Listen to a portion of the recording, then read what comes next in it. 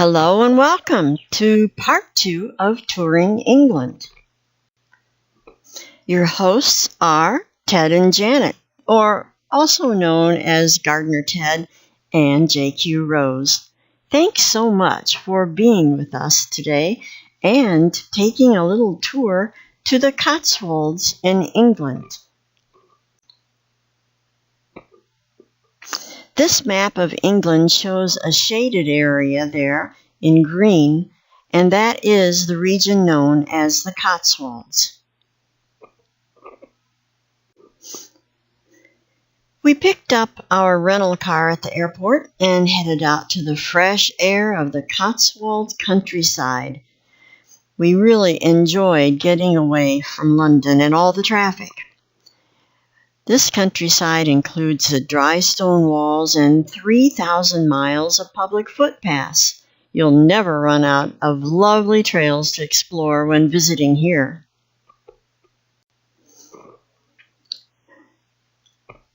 The Cotswold area of rolling hills and ancient villages and towns where time has stood still for centuries is a protected landscape rolling across several counties.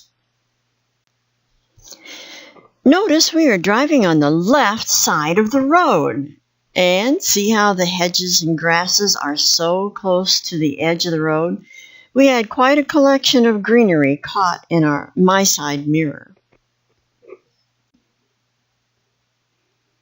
Our destination is Avebury, a small quiet town with not very many tourists. We're here to see the Stone Circle. You've probably heard of Stonehenge. But did you know there are 1,000 known circles in the British Isles, with many still yet to be discovered? Unlike Stonehenge, this site, in fact larger than the famous circle, is open to the public. You can touch and walk among the stones, and rather than the fenced-in Stonehenge where you can't even get close.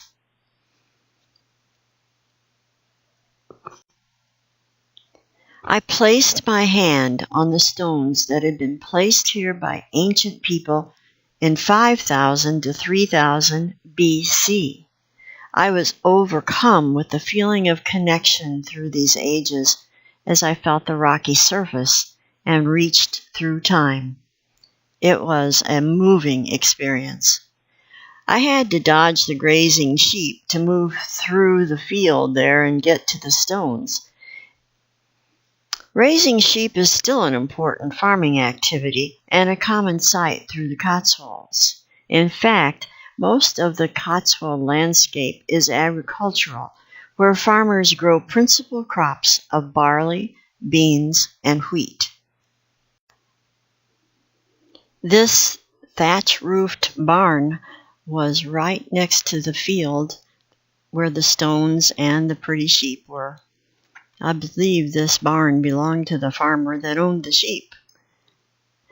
Thatched roofs and stone walls are all over this area.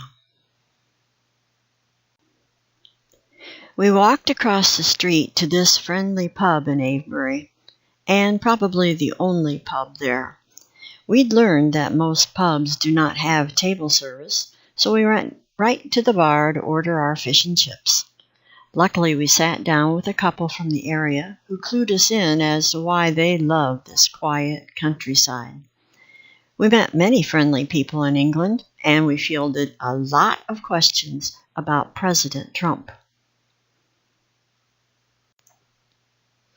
These buildings are on the main street of Avebury, and if you follow the 2-lane road past the restaurant, you'll be in downtown area, which is only about 2 blocks long. Home across from the restaurant is constructed of limestone, a prolific building material used over several centuries for the construction of ancient homes and villages. This is the window in the front of the building, and the strikingly beautiful flowers were planted in the front yard. Just a perfect picture. And of course, the flowers had on their best dress because It was June when we visited. This small chapel was right across from that pretty building, that pretty home, and it was all locked up, so I couldn't get in there. But I did walk around to the back, where there was a delightful garden. The garden backed right up to the stone circle. Our lodgings for the next few nights were quite a contrast to that small, cramped room we had in London.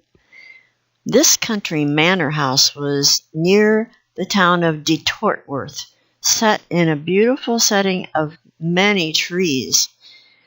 I felt like a Victorian gentlewoman as we drove up the drive to this beautiful place. The next morning we set out to visit the sights of the region. I was so lucky I wasn't driving, so I could enjoy all the scenery. But Ted, on the other hand, had to negotiate these narrow, curvy roads, the Sunday traffic, and change gears with his left hand. The delightful towns and villages were like all the tourist company photos had come to life. Picturesque, charming, cozy are all ways of describing the sights.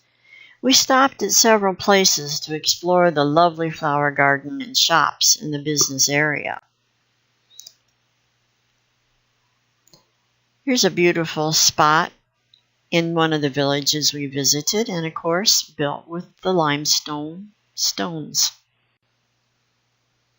Oh, and it was so peaceful when we arrived because it's early Sunday morning, but eventually the hordes of visitors would be coming too.